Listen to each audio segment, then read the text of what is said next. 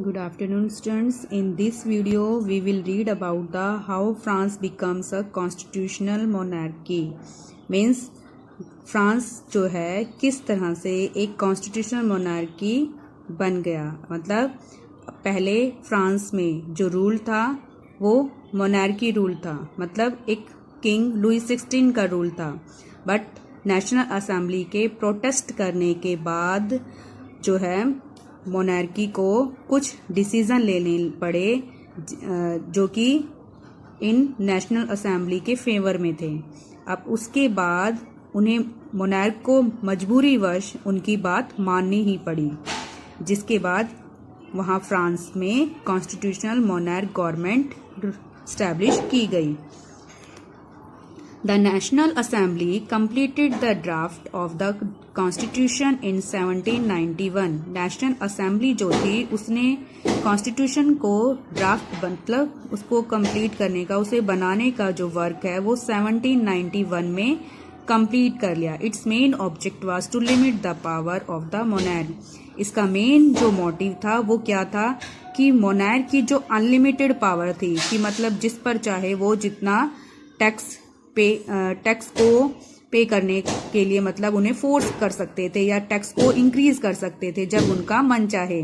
तो इस तरह की जो पावर थी उन्हें लिमिट करने का मेन मोटिव था किसका, इस नेशनल असेंबली का। These power instead of being concentrated in the hands of one person were now separated and assign to different institutions. अब इस असेंबली के थ्रू जो पावर को मतलब पावर जो थी पहले मोनार्क के ही हाथों में थी सिर्फ, अब वो पावर किसी मोनार्क या किसी भी वन पर्सन के हाथों में ना होकर अब डिफरेंट इंस्टीट्यूशन में डिवाइड कर दी गई। अब वो डिफरेंट इंस्टीट्यूशन कौन से थे? Legislature, executive and the judiciary. This made France a constitutional monarchy. और इस तरह से जो फ्रांस था एक कॉन्स्टिट्यूशनल मोनार्की गवर्नमेंट बन गया। अब देखिए इस पिक्चर के थ्रू हम देख सकते हैं कि किस तरह से मतलब वहां पर कॉन्स्टिट्यूशन जो है फॉर्म किया गया और किस तरह से वहां पर 3 जो इंस्टीट्यूट थे उनकी फॉर्मेशन हुई। First is legislature, second executive and third is judiciary. अब जो लेजिस्लेचर थे उसमें जो एक्टिव, फर्स्टली तो क्या होता था, जो भी एक्टिव सिटीजन्स होते थे मतलब उन्हें ही, जो एक्टिव सिटीजन्स थे उन्हें ही वोट देने का राइट था। अब एक्टिव कौन कौन थे, एक तो जिनके बारे में हम आगे रीड करेंगे। अब ये एक्टिव सिटीजन जो हैं फर्स्टली इलेक्टोर्स को चूज करते थे अपनी वोटिंग के थ्रू। उसके बाद ये इलेक्टोर्स जो हैं अपने वोटिंग के थ्रू नेशनल असेंबली की फॉर्मेशन करते थे। अब ये नेशनल असेंबली जो है एग्जीक्यूटिव को मतलब एग्जीक्यूटिव की फॉर्मेशन करती थी। अब एग्जीक्यूटिव के अंदर मिनिस्टर था और किंग था, इन दोनों का ही कंट्रोल था। किंग के हाथों में एक वीटो पावर थी। वीटो मतलब विशेष अधिकार वाली पावर थी। जब कोई मतलब इंपॉर्टेंट अगर कोई डिसीजन लेना हो तो ऐसी सिचुएशन में वीटो पावर को यूज किया जाता है। अब उसके बाद थी जुडिशरी। जुडिशरी जो है जज का वर्क करती थी, मतलब जस्टिस दिलाने का लोगों को, और इसकी फॉर्मेशन भी इस असेंबली के थ्रू, वोटिंग के थ्रू ही होती थी। The constitution of 1791 vested the power to make law in the National Assembly, which was indirectly elected. अब जो कॉन्स्टिट्यूशन था 1791 में बना वो power to make law in the national assembly, इसके अंदर जो भी पावर थी वो नेशनल असेंबली के हाथों में थी। विच वॉज इनडायरेक्टली इलेक्टेड, जो कि इनडायरेक्टली इलेक्ट की जाती थी। Means that is citizen voted for a group of electors. Indirectly कैसे हुआ कि पहले तो जो सिटीजन थे वो एक इलेक्टोर्स के ग्रुप को अपने वोटिंग के थ्रू चूज करते थे। जैसा कि मैंने बताया अभी यहाँ कि जो ये सिटीजन्स थे ये पहले इलेक्टोर्स को मतलब अपने वोटिंग के थ्रू चूज करते थे। उसके बाद ये इलेक्टोर्स जो हैं वो अपनी वोटिंग के थ्रू नेशनल असेंबली को फॉर्म करते थे वोटिंग के थ्रू। अब that it citizens voted for a group of electors who in turn chose the assembly Not all citizens, however, had the right to vote. Only men above 25 years of age who pay tax equal to at least 3 days of a laborer's wage.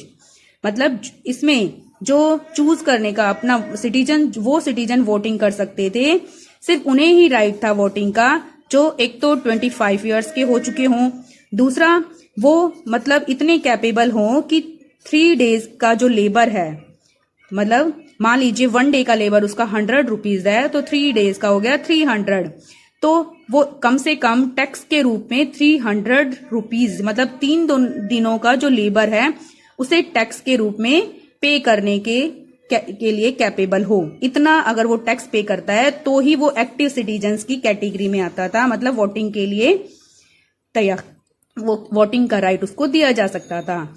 That is, they were entitled to vote. The remaining men and all women were classed as passive citizen. अब जो 25 से नीचे थे और man और women जो कि passive citizen call किए जाते थे। कौन पैसिव कॉल किए जाते थे? एक तो वो मैन जो 25 से नीचे थे, दूसरा वुमेन, इन सभी को पैसिव सिटीजन कॉल किया जाता था। To qualify as an elector and then as a member of the assembly a man had to belong to the highest bracket of taxpayer. मतलब वो पर्सन ही इलेक्टोरल के रूप में क्वालिफाई किया जा सकता था और बाद में असेंबली का मेंबर वो ही बन सकता था जिसका टैक्स पे करने वालों की लिस्ट में सबसे हाईएस्ट टैक्स पेयर के रूप में नेम रिकॉर्ड हो।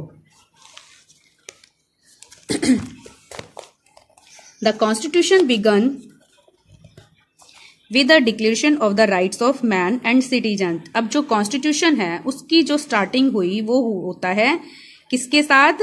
Rights of man and citizen की जो फ्रांस के सिटीजन हैं और मैन हैं उन्हें कौन से राइट्स मिले हैं उनकी डिक्लेरेशन के साथ कॉन्स्टिट्यूशन की स्टार्टिंग होती है। Rights such as the right to life, freedom of speech, freedom of opinion, equality before law were established as natural and inalienable rights, that is they belong to each human being by birth. मतलब जो right मिले, right to life, freedom speech, opinion, freedom of opinion, equality before law, और इन सभी को natural right call किया गया और ऐसा माना गया कि ये जो राइट हैं ये बाय बर्थ ही लोगों को मिलने चाहिए, could not be taken away, और उन्हें कोई भी नहीं ले सकता। It was the duty of the state to protect each citizens natural rights. मतलब यहाँ पर स्टेट की ही, गवर्नमेंट की ही ड्यूटी होगी कि वो सिटीजन्स के नेचुरल राइट्स को प्रोटेक्ट करेगी। ये थे जो राइट्स मिले हुए थे मैन और वुमेन्स को। First is man are born and remain free and equal in rights, कि मनुष्य जो है वो जन्म से ही मतलब उसे फ्री, जन्म से ही मतलब वो फ्री है और इक्वल इन राइट्स, मतलब जब वो जन्म लेता है तभी उसको इक्वल, तब से ही उसके इक्वल राइट उसे मिले होने चाहिए। The aim of every political association is the preservation of the natural and inalienable rights of man, कि जो भी ये पॉलिटिकल एसोसिएशन है उसकी ये ड्यूटी है कि वो उन्हें प्रेजर्व करे, उन राइट्स को बचाए, और जो भी नेचुरल और नैतिक मतलब जो नैसर्गिक मतलब जो कंपल्सरी राइट्स हैं और जो प्राकृतिक राइट्स हैं उन सभी की प्रोटेक्शन का वर्क करे ये जो पॉलिटिकल एसोसिएशन है। These are liberty, property, security and resistance to operation, ये सभी राइट्स जो है इनकी प्रोटेक्शन करे। The source of all sovereignty resides in the nation, no group or individual may exercise authority that does not come from the people. मतलब जो भी sovereignty होगी, मतलब सुप्रीम पावर जो है कंट्री में, नेशन में, वो किसकी होगी? जो भी पीपल के थ्रू इलेक्टेड होगा। मतलब कोई भी ऐसा पीपल रूल नहीं कर सकता जो लोगों के द्वारा चूज ना किया गया हो। मतलब जो मेन अथॉरिटी होगी वो लोगों के द्वारा चूज किए गए रिप्रेजेंटेटिव की ही होगी।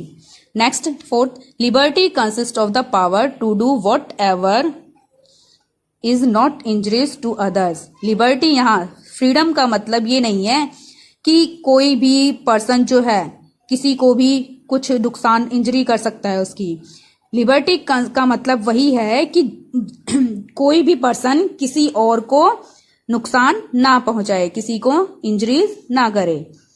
Next, the law has the right to forbid only action that are injuries to society.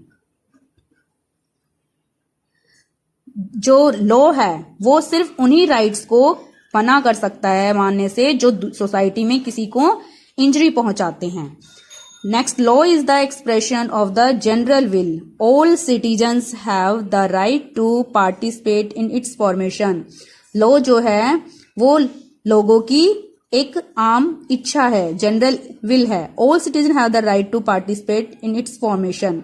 और लॉ को फॉर्म करने में सभी लोगों की मतलब सभी लोगों को राइट होगा कि वो लॉ को बनाने में पार्टिसिपेट कर सकें। अब लॉ को बनाने में किस तरह से पार्टिसिपेट, वो अपने रिप्रेजेंटेटिव को वोटिंग के थ्रू इलेक्ट करेंगे और वो जो इलेक्टेड असेंबली होगी वो लॉ बनाएगी। All citizen are equal before it, क्योंकि सभी सिटीजन जो हैं लॉ के सामने इक्वल हैं। No man may be accused, arrested or detained except in cases determined by the law।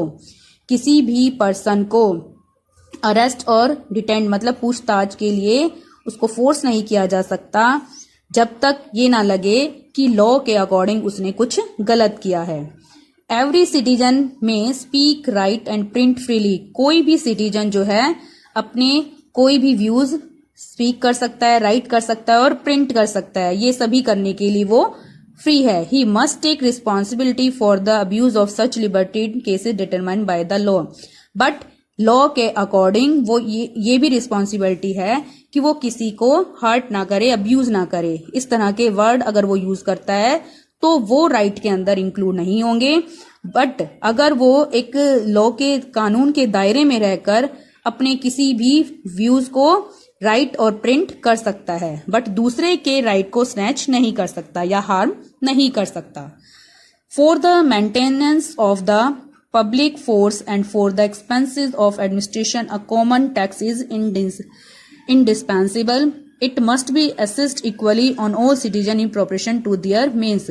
मतलब पब्लिक कोई भी अगर मेंटेनेंस से रिलेटेड वर्क होता है तो पब्लिक को फोर्स नहीं किया जा सकता कि वो एडमिनिस्ट्रेशन को रन करने के लिए जो है हैवी टैक्स पे करे किसी पर्टिकुलर ग्रुप या पर्सन को।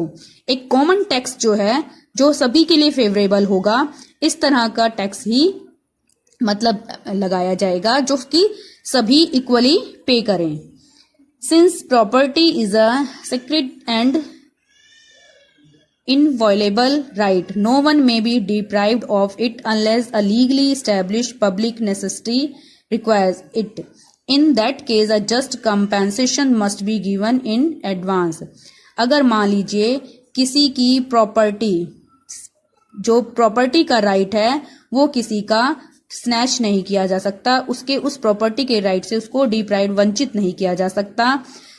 Unless a legally established public necessity requires it, in that case a just compensation।